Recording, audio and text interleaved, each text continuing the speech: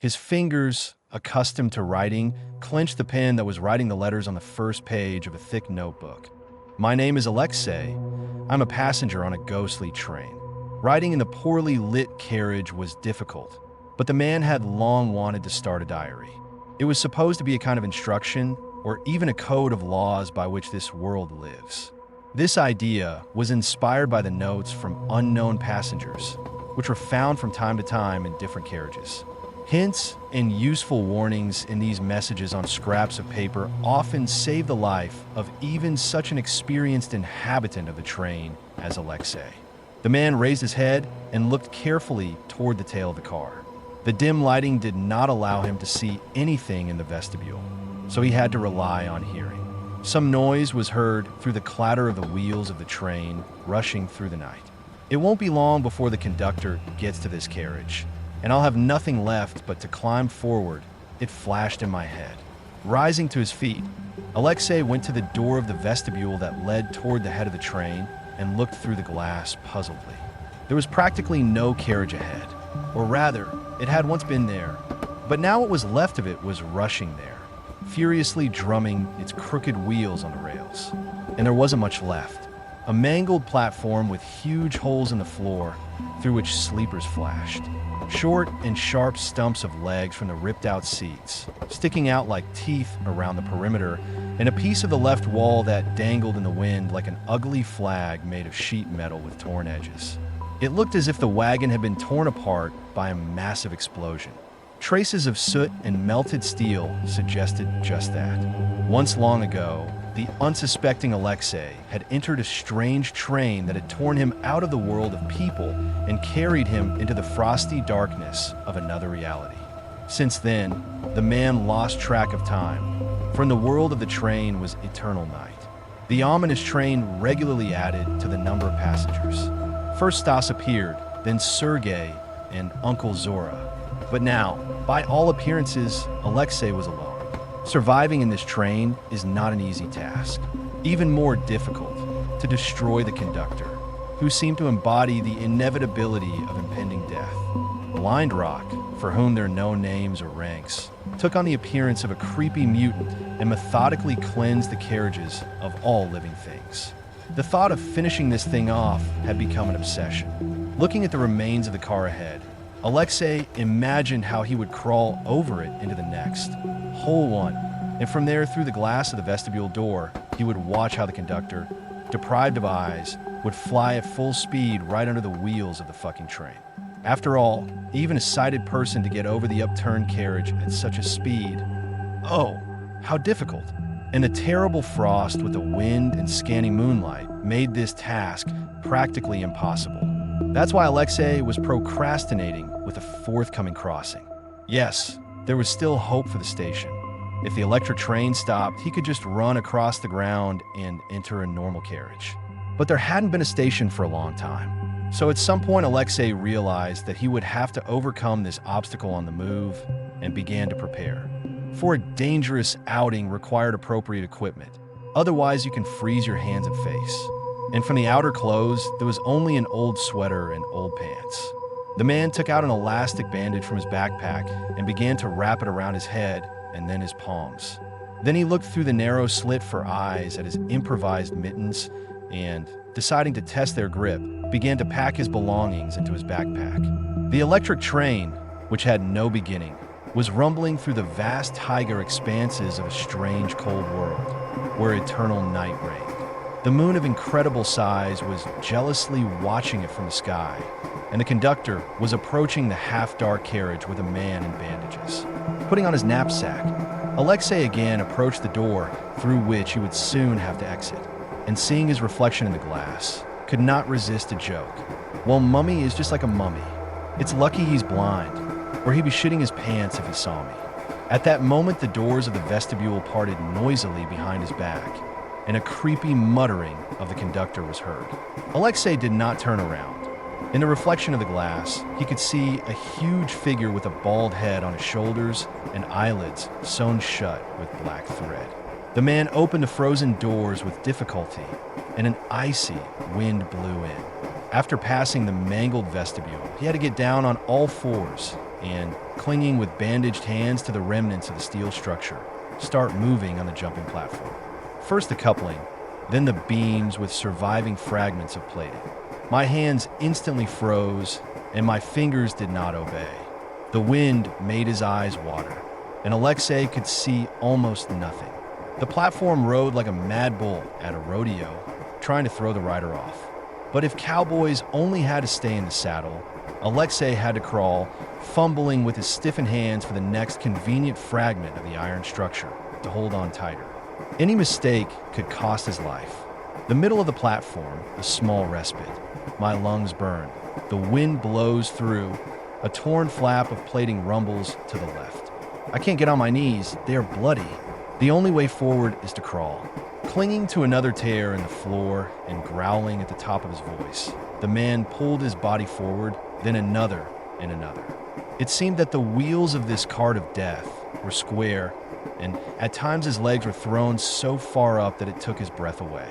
Another roar and a tug, again and again. Sweater and pants tearing, clinging to rusty burrs. A couple more bear growls, and there it was, the wagon hitch. Next, the battered vestibule door. I wish I could reach it. What if it's jammed from the explosion? Suddenly cut a frightening thought. From the last strength to stand on broken knees, Alexei reached the handle and pressed. The door swung open, another jerk beyond all the capabilities of the organism, and he was in the vestibule on the floor. The door slammed shut, and consciousness left the deadly tired body. Do-do-do-do, do-do-do-do, do-do-do-do. From somewhere in the distance, a sound grew. It was as if the iron heart of this ruthless world was beating. A world that cold-bloodedly grinded down everything foreign. How much time has passed? And is there any time at all? It's always night, always the moon, and always the clatter of wheels. Toodaloo, toodaloo, toodaloo. How painful it was to wake up. My whole body was burning with fire. My fingers and toes were numb. My eyes could not open because of frozen eyelashes. Alexei crawled from the cold vestibule into the car and climbed into the seat. His strength gradually returned, and despite the torn clothes, his body was warm in the warm car. Goosebumps were biting furiously on his hands and cheeks, freed from the tattered bandages. The surviving bandages went to bandage his shattered knees. How long have I been out? And what's up with the conductor? I wish I'd seen him fly off the platform. At that speed, it must have been awesome. After resting a little longer, the man limped back into the vestibule and looked through the door glass at the platform he had been able to traverse with such difficulty. There was no sign of the conductor. All was quiet in the carriage beyond the platform, too. Maybe he hasn't reached it yet? We must wait. You can't miss something like this. After standing for 15 minutes in the vestibule, Alexei felt that he was freezing. I'll warm up a little in the car and come back, he thought, turning around and stretching out his hand to the door. There was a loud click of the doorknob and a mumbling sound behind him. Turning his head back sharply, Alexei jerked back and stood dazed. Right outside, the conductor was pushing his way into the vestibule. Despite its enormous size, the mutant had an incredible ability to get through the narrowest of doors. The process looked eerie. It was as if a powerful press was pushing a plastic mass through a thin neck with a nasty crack. At the same time, the conductor kept muttering his mantra. The growling voice distorted as the head crumpled through the door, making it even scarier. His left hand, the size of a backhoe bucket, had already unfolded and, having regained its shape, immediately began groping the vestibule. Then a bald head with sewn eyelids straightened up and said in an inhuman bass, which made the air vibrate like jelly, "Your ticket, show me your ticket. Why? Where to go, Give me the ticket, Harriet." The conductor's voice shook Alexei like a discharge, and he started to pivot away from the creeping monster. A feeling of annoyance and disappointment came to his throat. But how? How did you asshole manage to get across the platform? Whispered, retreating into the depths of the carriage, the man. You shouldn't have. I almost died while I was climbing across. How could you, scum, didn't fly away? But the conductor did not care at all about the passengers' worries. He filled first the vestibule and then the carriage. His hands searched every corner in search of stowaways, and woe to the one he catches. Alexei had no choice but to pick up his backpack and, limping, leave the carriage. Then the next one, and another, and another. In a state of prostration, he crossed a pile of carriages, then sat down on the first sofa and dozed off. The dreams were disturbing, and in them, as if in a filing cabinet, flashed every attempt to destroy the conductor that the man had ever made. And in spite of the fact that they were futile, his brain, even in the embrace of Morpheus, continued to search for new variants of elimination. The conductor was a key figure in this strange world, and his destruction would have irreversible consequences. What kind of consequences, it was unknown. But Alexei was sure that these consequences would allow him to find a way out of the terrible reality. He also dreamed of a cat, which Alexei had seen several times at empty stations. Red and brutal, with half of his left ear lost in the fighting. He was not from here, not from the world of the electric train. The man had no doubt about that. The cat never entered the electric train. He just sat at the stations and looked at the cars, as if thinking about something. The cat's appearances were always accompanied by one blood-chilling pattern. The ash-pale moon would turn red. It, like an alarm light, signaled the penetration of an alien organism into its domain. But the red-haired guest was not embarrassed by this, and time after time he appeared at the stations, which were located hundreds of kilometers apart. How he managed to do it, Alexei did not understand yet. The train jerked, and Alexei woke up. The car was new and well-lit. The man, despite the aching abrasions, felt a rush of strength after sleep and looked around. His bruised arms and battered knees were bandaged with the remnants of an elastic bandage. His pants and sweater were a mess. He remembered the tracksuit he'd found in one of the bags he'd found in the lineup from time to time, but hadn't brought it with him because of its large size. Now a tracksuit would be just a thing. It was better than tattered pants and a tattered sweater. After rummaging in his backpack, Alexei took out a wind-up razor and, having wound up the spring, headed for the toilet. He needed to wash his face and wash his wounds. Wagons with toilets were rare, so it was obligatory to take a break for hygienic procedures. Opening the door to the bathroom, the man froze from surprise, so much so that the interior of the stall contrasted with the novelty of the wagon. A dusty and half-dead ceiling lamp tried to illuminate the cramped space. Yellow cigarette butts were lying on the wet floor. The rust had gotten so bad that it had even gotten onto the plastic surfaces. The closet looked like a time machine that had aged it 100 years. But three things really struck me. There was an insulated overalls of military type hanging on the wall above the toilet, and an ice axe on the dirty floor underneath it. And as a cherry on the cake, a drawing with a sponge on the mirror. A small circle and 3 arrows entering it from the outside, and under the drawing there was an inscription. Just 2 words that literally electrocuted Alexei's entire body. Portal in the city. The razor spring finally straightened and the device went silent. As if in a dream, the man took a step toward the dirty sink, above which hung a dusty mirror, and touched the inscription with his finger. It looked perfectly fresh, as if some joker had managed to leave a message 5 minutes ago, while Alexei slept in the carriage. A familiar feeling surfaced somewhere in the back of his mind. Many times I had to face such gifts, and they meant one thing. As soon as you accept them, a chain of events will start from which it will be impossible to escape. And the final link of this chain, as a rule, did not bring anything good. It was as if someone was conducting experiments, and Alexei was the guinea pig in them. Often had to show miracles of ingenuity to get out alive from the next competition with an unknown genius. But if you don't accept the gift, another chain will start, and it's not a fact that it will be less cruel. The overalls fit. The backpack is on my shoulders. The ice axe fits in my hand like a glove. Of course it does. They know how to give gifts. Gladiator was ready to meet his fate, and she did not make him languish. The first sign of trouble was the moon turning purple. So there would be a date with the cat, and then things got even cooler. The electric train literally burst onto the bridge. The sound of the wheels, previously absorbed by the forest, was now deafening. The bridge appeared so suddenly that Alexei, shrieked in surprise, bouncing away from the window. The opposite window, however, showed exactly the same picture. It seemed to the completely feral man that he had been driving through the black taiga for ages and had seen nothing but trees and abandoned stations. And then suddenly, a huge most, hanging at a dizzying height, and under it, a wide frozen river. It seemed that the train was floating in the air, opening a stunning panorama in purple colors.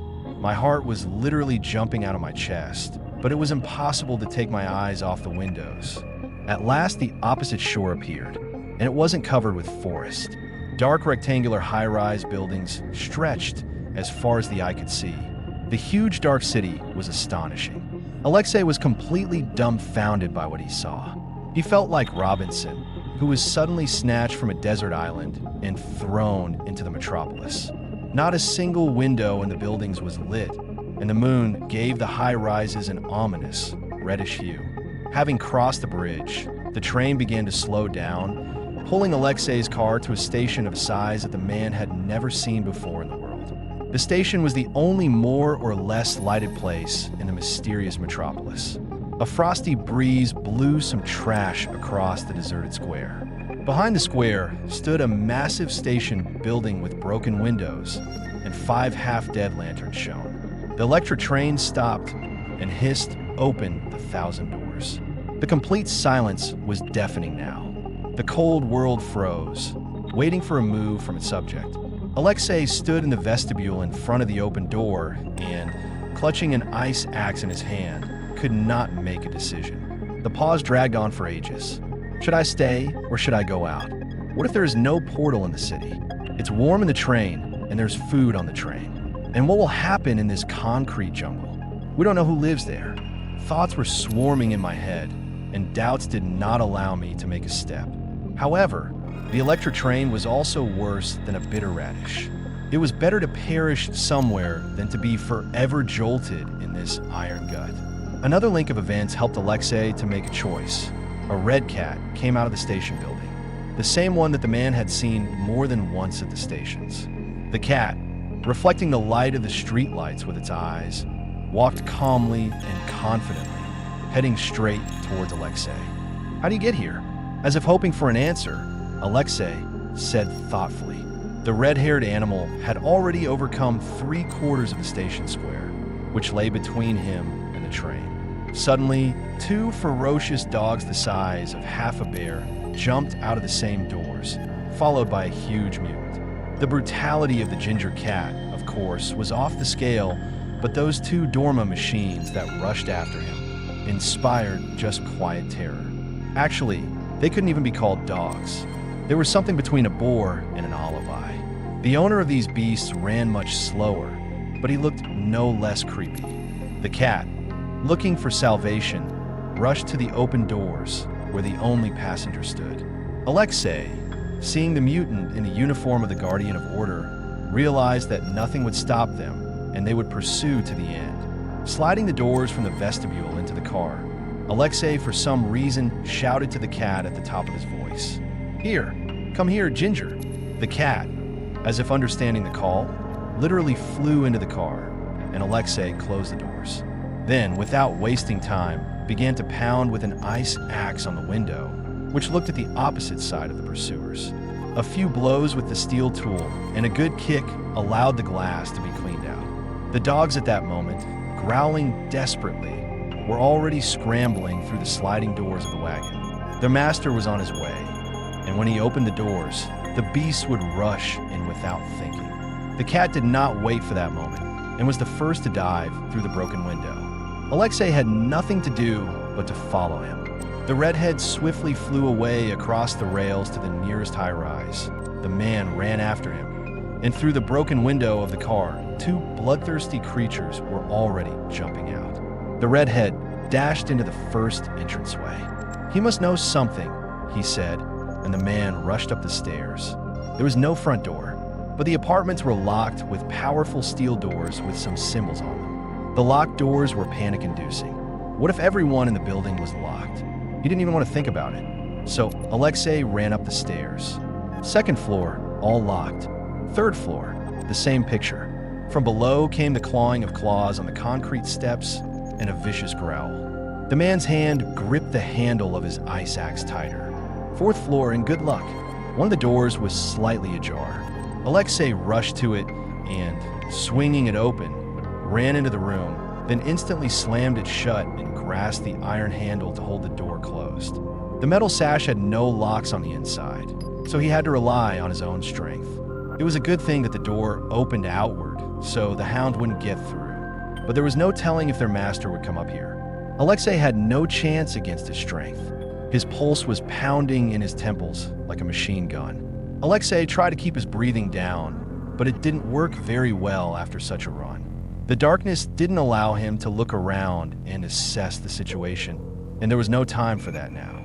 The main thing was to freeze and not to attract attention. The dogs ran noisily above. Either they have problems with sniffing or the cat ran away upstairs and they were running on his smell. In any case, they hadn't noticed Alexei yet, and that was good. The man didn't know how many floors the high-rise had, but the building was quite high, and this fact gave at least some head start to catch his breath and figure out what to do next.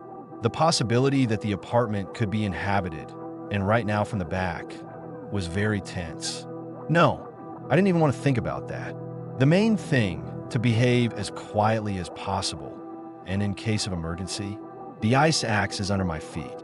There are 10 floors upstairs for sure, plus there might be another open apartment, so there's a chance that the dogs will be stuck there for a long time. But don't go anywhere near the door. It's the 4th floor, and if anything happens, you could be trapped because you can't jump out the window. Continuing to hold the door with his left hand, Alexei wiped the sweat from his face with his right palm and listened. At that moment, the mutant's eerie call came from the street. A powerful as if amplified by a horn, covered the entire city, echoing repeatedly off the walls of high-rises. From somewhere above, a growing commotion was heard, and Alexei realized that the dogs had heard their master and immediately ran downstairs. Ee sounded even louder over the strange city, and the dogs sped up. Unable to cope with the inertia of the sharp turns of the stairwells, they thudded against the doors of the apartments. The one behind which Alexei was hiding was also hit. Leaving a dent in the metal, the dogs took off down the street. For another 5 minutes, the man did not let go of the doorknob and listened. But everything was quiet, completely quiet. The excitement subsided, breathing was restored, and silence enveloped everything around him. Picking up an ice axe from the floor, Alexei opened the door and looked out onto the platform. The 3 neighboring doors were locked and the floor was empty. Suddenly, a light rustle was heard from the apartment behind him. Could it be the owners? A thought flashed and a chill ran down my spine. Clutching his ice axe, the man very slowly turned his head back. From the depths of the semi-dark room, 2 glowing eyes were looking at him. The pulse pounded again on his temples. But at that moment, the glowing eyes jumped to the floor and, emitting a squeaky MRR meow, a cat emerged from the shadows. Phew, that's a hell of a thing to say, Ginger. I almost threw an ice axe at you out of fear. But how did you get those things through? They ran up first. The cat slowly came closer, sat down on the floor, and twitched his surviving ear, as if chasing off a gnat. I see, smiled the man. Experience can't be forgotten. My name is Alexei, by the way. And you? Do you mind if I call you Red? The cat wiggled his whiskers, sniffing. That's fine. Then show me the apartment. Why are you keeping me in the hallway? The new friend turned around and, raising his red tail and a trumpet, led Alexei on a tour. The apartment had a more than strange look. All the windows were broken. There were no occupants, but there were traces of their presence. The furnishings were extremely aesthetic. Moreover, the furnishings were cartoonish, as if they were movie sets. There was no gas stove, the sink was not connected to the water supply and sewerage, and the water supply itself was not. There was a table in the middle of the kitchen, and on it a plate of soup or some kind of chowder frozen in ice. Red jumped on the table, jingled an aluminum spoon, caught it with his paw, sniffed the plate, and snorted funny. A roughly knocked down stool lay on its side near the table, surrounded by used syringes crushed ampoules, scraps of rubber tourniquet, and dirty pieces of bandages. There was only one other room in the apartment besides the kitchen, and it looked similar. Not a single pane of glass in the windows. And the furnishings were an old sofa, a table, a couple of chairs, and a closet. Syringes and shards of ampoules were on the floor again. A frosty breeze ruffled the scraps of bandages on the floor. The door to the balcony was open, and Alexei cautiously stepped out to look around. From the balcony, he could see the empty station. The train had left. And even a couple of hours ago, Alexei had not even suspected that he would stay in a strange, frozen city in the company of a red cat and with absolutely unclear prospects. The moon was casting a purple light on the empty neighborhoods and glinting on the surviving glass of the facades. The man felt for a moment like the master of an entire city. Why? After all, you could do whatever you wanted, walk wherever you wanted, live in empty apartments. The main thing is to stay out of sight of the mutants. Hey, Red, what's in the locked apartments? I see. They have intact windows. Looking at the neighboring balcony, Alexei asked the cat. Instead of words, the cat jumped on the railing and gracefully swung over to the nearest balcony with whole windows. The balconies were not more than a meter apart, and the cat had no trouble visiting the neighbors. Do you suggest we check it out? Alexei appreciated the idea. The cat twitched its tail and jumped on the window sill and marked the glass. Well, I see. Now it's your apartment too.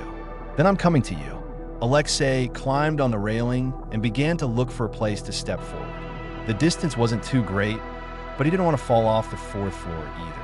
Having made a step above the abyss, the man found himself in front of the closed balcony door and the cloudy glass in the window, through which nothing could be seen. The only way to get into the dark apartment was to break the glass. Well, Red, shall we make some noise? The cat twitched his ear. What if those creatures live there? Where will we scramble then? Alexei looked at his accomplice questioningly. The cat stretched and brazenly lay down on the windowsill. I wish I had your confidence, the man grumbled, hitting the glass of the balcony door with an ice axe. After an avalanche of shards, the newly minted burglar stuck his head inside and looked around, mumbling to the cat. Empty. Then, sticking out his hand, he opened the door from the inside and entered the room. The redhead scurried underfoot and ran confidently to explore the unfamiliar living space. The uninhabited room greeted the guests with musty odors. It was as Spartan as the previous apartment. Nothing new, except that there was no trash on the floor. Alexei was already relaxed and strolled toward the kitchen, but when he turned into the corridor that led there, he was literally stunned on the spot. There was someone sitting at the table in the kitchen. The cat, also frozen at the entrance, stared at the strange figure. The picture would look quite worldly. The occupant of the apartment eating in the kitchen. Only the occupant was a huge mutant, and he didn't move at all. Moments were counting down in his temples. But the landlord didn't even move. Sitting at the table, in front of his plate, he held a spoon in his hand and remained immovable like a wax doll. The cat, slowly sneaking, went to reconnoiter. Its soft paws barely touched the floor and did not make a single sound. Alexei, like the mutant, froze in place, except that he kept breathing and blinking his eyes. Red, having all his 1.5 ears and ready to jump back at any second in case of commotion, came close to the leg of the sitting and began to sniff it. When everything became clear to the cat, he snorted contemptuously and, having marked the mutant's leg, jumped on the table. Red, is that a doll? Whispered the man, and, clutching the ice axe tighter, cautiously approached the inhabitant of the strange apartment. Touching the head of the frozen figure, Alexei jerked his hand away.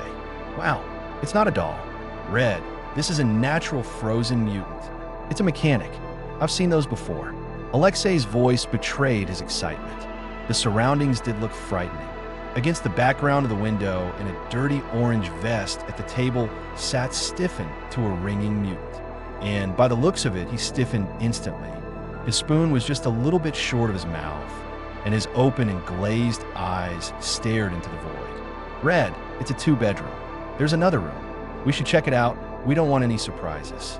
But the cat sat right on the table in front of the dining mechanic, and began to lick himself. Okay, I'll see for myself, Alexei muttered and headed for the bedroom. The cat was almost finished with the hygienic procedures when Alexei returned. There was a woman in an orange vest lying on the bed, freshly frozen, probably the wife of this one. The man pointed at the mechanic with a nod. The redhead interrupted and, having listened attentively, continued to wash his face. Listen, my hands are shaking, and you, I see, can't get through anything. All the cat's attention was focused on a flea, which he tried to catch with his teeth in his thick fur. Well, I think you'll be interested in this. Having thrown off his backpack, Alexei took out a sausage. The redhead immediately caught the smell of the meat product and, without getting off the table, meowed long and squeaky voice, as if a rusty door hinge played the role of his vocal cords. Yeah, it worked, Alexei smiled. But I don't feel like picnicking next to a frostbitten statue. So let's go in the hall, sir, the man said theatrically, emphasizing the word sir as he headed for the empty room. Sir did not wait long, and in one fell swoop was in the hall. Alexei sat down in an old cold chair and, brotherly breaking the sausage, threw a share of bread on the floor. The cat greedily grabbed his piece and jumped on the table with it. The man and the red cat made a rest in one of the high rises of a strange city, lost somewhere between worlds and inhabited by frozen mutants. Above the city reigned the eternal night, and above the night, the moon. Look, buddy, I can see you're a culture cat, and you're not from this world. Taking bread out of his backpack, Alexei began. Show me a portal to our world, and I promise to feed you sausage for the rest of your life. At the mention of sausage, Red took his eyes off his meal and looked at his interlocutor with his huge green eyes. I realized a long time ago that the moon reacts to the intrusion of outsiders into this world. Well, if it didn't get here by train. As soon as you get here, it turns red. And then there's your movements between stations. You'd never outrun a train on your own. Come on, bro, where's the portal? Instead of answering, the cat jumped to the floor and, jumping out into the corridor, stared tensely at the iron front door. What's in there? Did you hear something? Jumping up from the chair, Alexei got worried. The cat, listening, headed for the door. Alexei tiptoed after him. There was no peephole in the door, but there was a rather large keyhole. It's good that the door is locked, the man thought, focusing his gaze through the keyhole as the key was sharply inserted from the back of the door. The man and the cat were literally taken aback.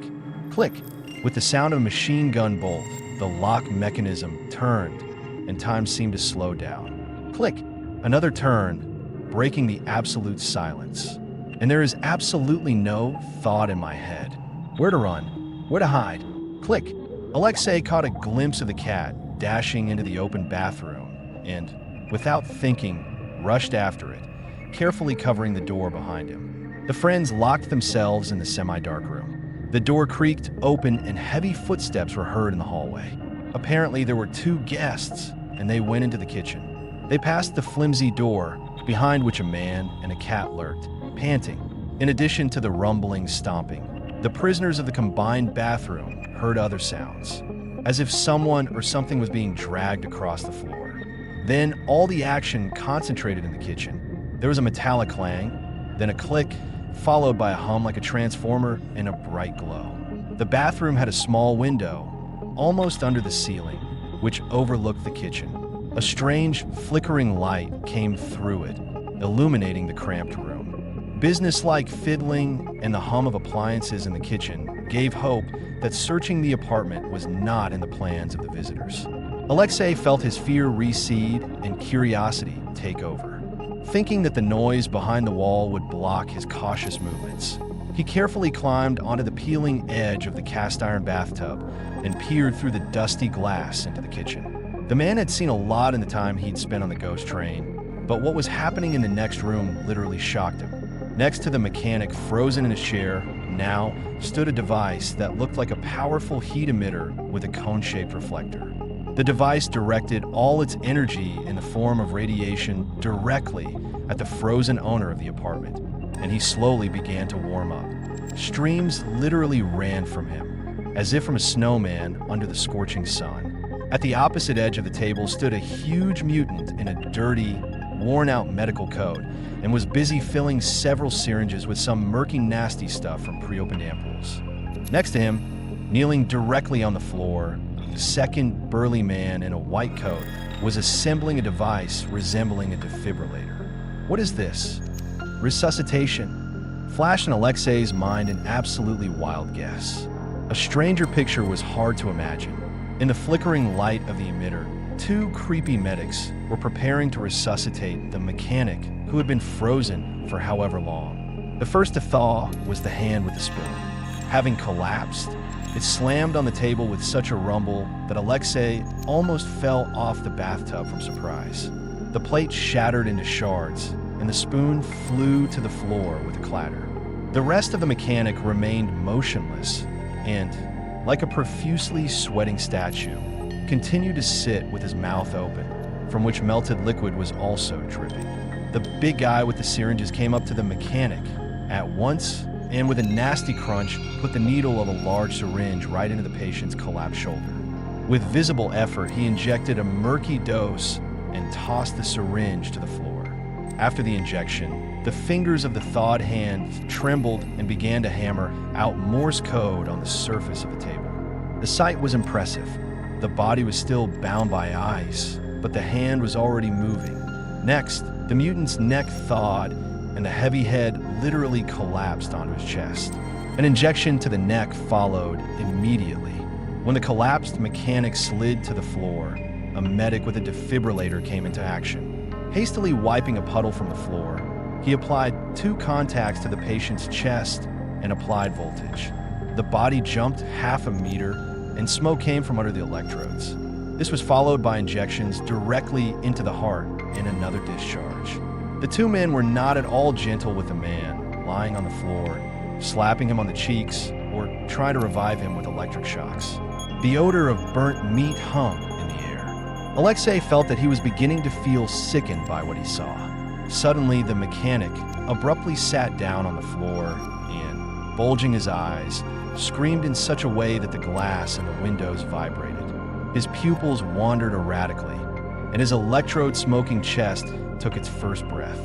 "This is unbelievable," whispered a shocked Alexei, continuing to watch. The 2 in robes began to roll up the equipment, turned off the lamp, and, roughly lifting their patient to his feet, strode toward the exit.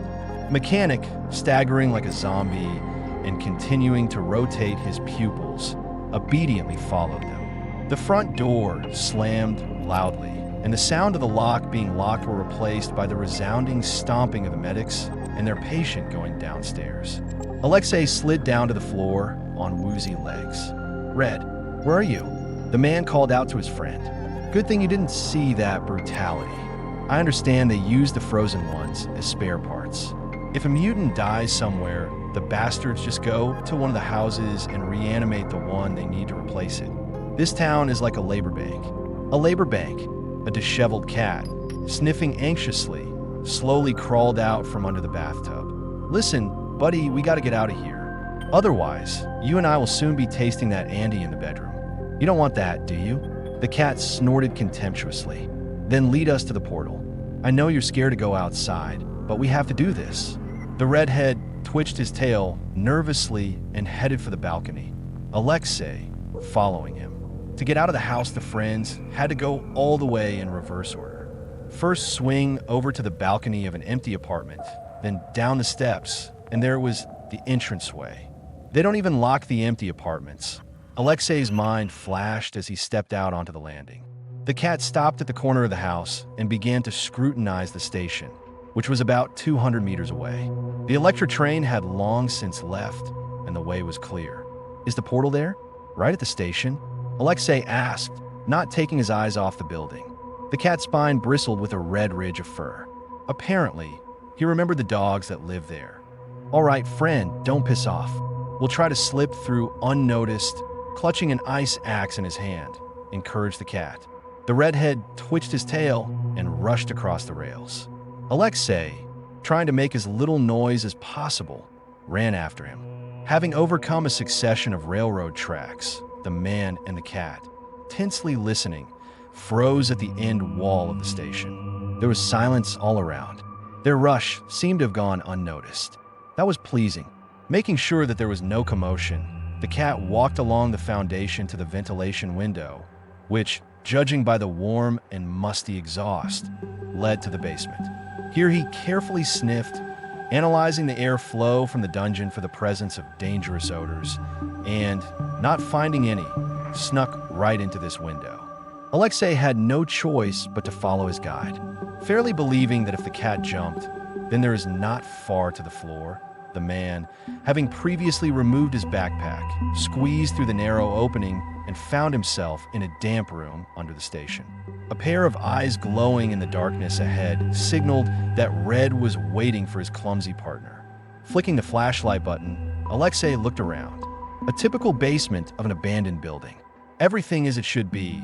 Dampness, cobwebs, and rusty pipes. The cat strode confidently along the main line of 5 or 6 different sized pipes.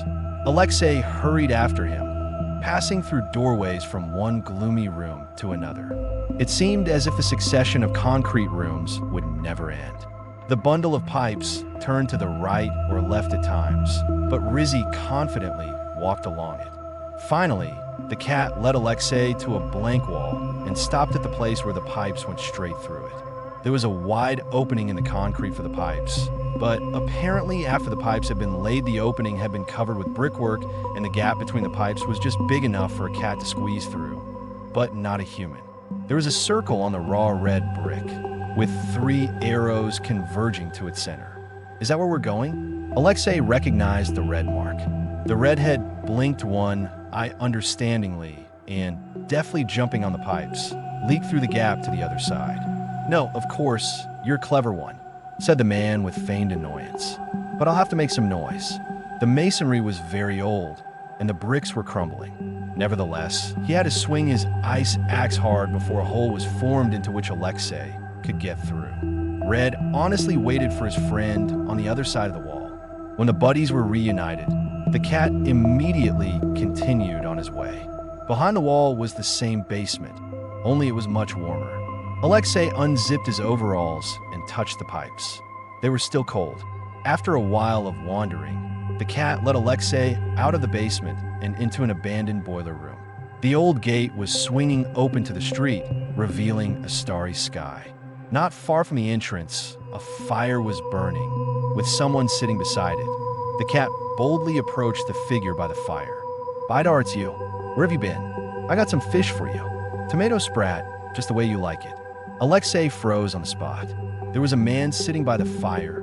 Yes, it was definitely a man, and he welcomed the cat as his friend. He even called him by name. Alexei, holding his breath, came out of the boiler room and approached the fire. "Hello," the stranger addressed Alexei. "Sit down by the fire. There is enough room for all. Where are you from?" The interlocutor was an old man with a gray beard, in a wrinkled jacket and the same wrinkled pants. Alexei was stunned and did not know what to say. He was standing on the green grass in his winter overalls, and the trees around him were rustling their leaves. The ice axe fell out of the man's hand. "Where are we?" He could only wheeze as he stared around. "This is the 666 kilometer, the station. There's a depot and a big railroad junction." "And who are you?" Alexei turned his gaze to the old man. "Me? A bum, actually. I live in this abandoned boiler room." Alexei plumped down on the ground and took a clump of green grass. Then, with a completely dumbfounded look, brought it to his nose, noisily inhaled and exhaled, and said, "Grass. Right. It rained a lot this summer. That's why the grass is juicy," explained the old man. On a moonlit summer night, at the station's 666 kilometer, a strange company was sitting around a fire at an abandoned boiler house. A young man in winter overalls, a homeless old man, and a red cat. The man gradually came to his senses, realizing that he had somehow incomprehensibly managed to return to his world after a terrifying voyage through the vastness of another reality. Behind his back, the horizon was already turning purple, and any minute now, he was going to meet the star called Sunday, a star he had not seen for too long.